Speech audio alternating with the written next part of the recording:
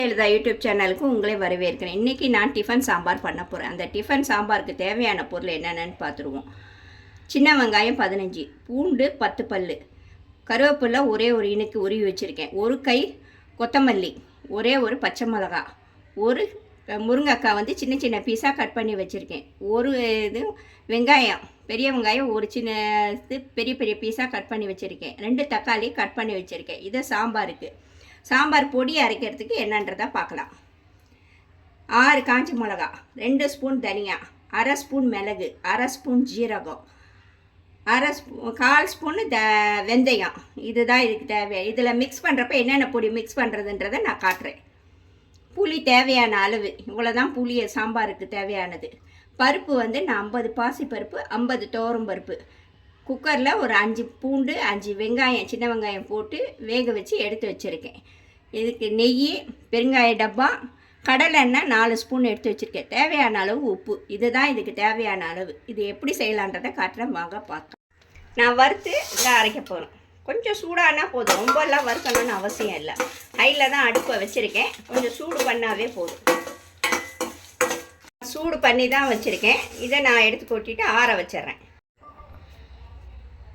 நான் நெய் 1 ஸ்பூனும் 2 ஸ்பூனு கடலெண்ணெயும் போட்டிருக்கேன். கடுகெல்லாம் வெடிக்குது. வெங்காயம், பூண்டு, பச்சை மிளகா 3 போட்டிருக்கேன், கருவேப்பிலை. இப்போ அடுப்பை ஹையில் வைக்கிறேன். இது வதங்கின பின்னாடி பாருங்கள், தக்காளி போட்டுறேன். அடுப்பை சிம்மில் வச்சிடுங்க. போட்ட பின்னாடி ஹையில் வச்சுக்கோங்க. அடுப்பை ஹையில் வச்சுருக்கேன். தக்காளியை ஃபுல்லாக நல்லா வதக்கிடுங்க.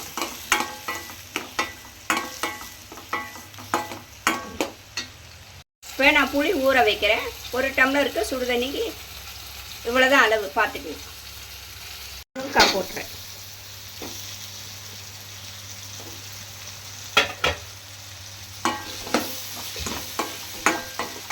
வதக்கிடுங்க.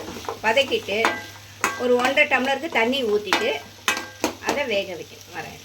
1 டம்ளருக்கு நான் தண்ணி ஊற்றிருக்கேன். இது கொதிக்கட்டும். கொதிச்ச உடனே பருப்பு எடுத்து ஊற்றிடுவோம். 1/4 ஸ்பூன் மஞ்சள் தூள் போட்டிருக்கேன். ஏற்கனவே நான் பருப்பில் மஞ்சள் தூள் போட்டிருக்கேன், அதனால் இதில் 1/4 ஸ்பூன் போட்டிருக்கேன். 1 ஸ்பூனுக்கு பெருங்காயம் இதிலே போட்டுடுங்க. அரைச்சி காட்டுறேன் பாருங்கள். பருப்பு போட போகிறேன்.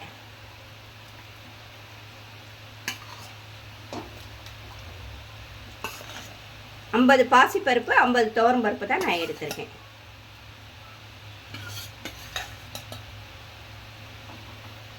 வேகிறப்போ உப்பு போடலை நான். இப்போ பருப்பெல்லாம் போட்ட பின்னாடி 1 ஸ்பூன் உப்பு போடுறேன். தேவையான அளவு உப்பு போட்டிருக்கேன். நீங்கள் வேணுங்கிறத டேஸ்ட் பார்த்துட்டு உப்பு போடுங்க. சாம்பார் கொதி வந்துருச்சு. கொதி வந்தவொடனே புளியை கரைச்சி ஊற்றிடுறேன். இப்போ ஒரு கொதி வரட்டும். வந்தவொடனே இறக்கிட்டு தாளித்து விட்ருவேன். புளி கரைச்சி ஊற்றி ஒரு 2 கொதி வந்துருச்சு. இதை கீழே இறக்கிட்டு நான் தாளித்து காட்டுறேன் பாருங்கள். சிம்மில் வச்சுருக்கேன். அரை ஜீரகம் போட்டிருக்கேன். வெங்காயமும் கருவேப்பிலையும் இதில் போட்டிருக்கேன். அரைச்சிருக்கேன். இந்த சாம்பார் பொடி எடுத்து போடுறேன் பாருங்கள். 1,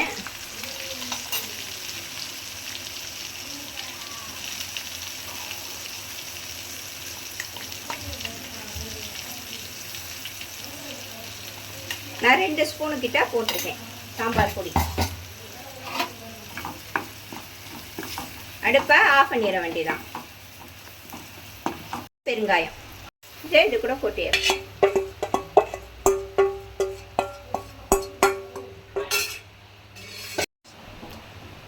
இதை மிக்ஸ் பண்ணிட்டேன். இப்போ ஒரு கொதி வரட்டும். சாம்பார் செம்ம டேஸ்ட்டாக இருக்கும், நல்ல வாசமாகவும் இருக்கும். டிஃபன் சாம்பார் இது. குட்டி இட்லி வந்துடுச்சு. இப்போ நான் கொத்தமல்லி மேலே தூவுறேன். தூவிட்டு அடுப்பை ஆஃப் பண்ணிவிடுங்க. போட்டு அடுப்பை ஆஃப் பண்ணிவிட்டு மூடி வச்சுருங்க. ஒரு 10 நிமிஷம் சென்று எடுத்து ஓப்பன் பண்ணி சர்வ் பண்ணுங்கள். சூப்பராக இருக்கும். நான் எப்படி காட்டுறது, எப்படி சர்வ் பண்ணுன்றத. நான் டிஃபன் சாம்பார் பண்ணிட்டேன். டிஃபன் சாம்பார் பண்ணிவிட்டு 14 இட்லி, குட்டி குட்டி இட்லி ஊற்றி, சாம்பார் ஊற்றி, நெய் ஊற்றி, மேலே கொத்தமல்லி எல்லாம் போட்டு தூவி கொடுங்க. இந்த மாதிரி சர்வ் பண்ணி பிள்ளைங்களுக்கு கொடுத்தீங்கன்னா செம்ம டேஸ்ட்டாக வீட்டில் இருக்கவங்களும் சாப்பிடுவாங்க, பெரியவங்களும் சாப்பிடுவாங்க, பிள்ளைங்களும் சாப்பிடுவாங்க. பிடிச்சிருந்தா லைக் பண்ணுங்கள், ஷேர் பண்ணுங்கள், கமெண்ட் பண்ணுங்கள், பெல் பட்டனை தட்டுங்க, சப்ஸ்கிரைப் பண்ணுங்கள். ஓகே, தேங்க்யூ, பாய்.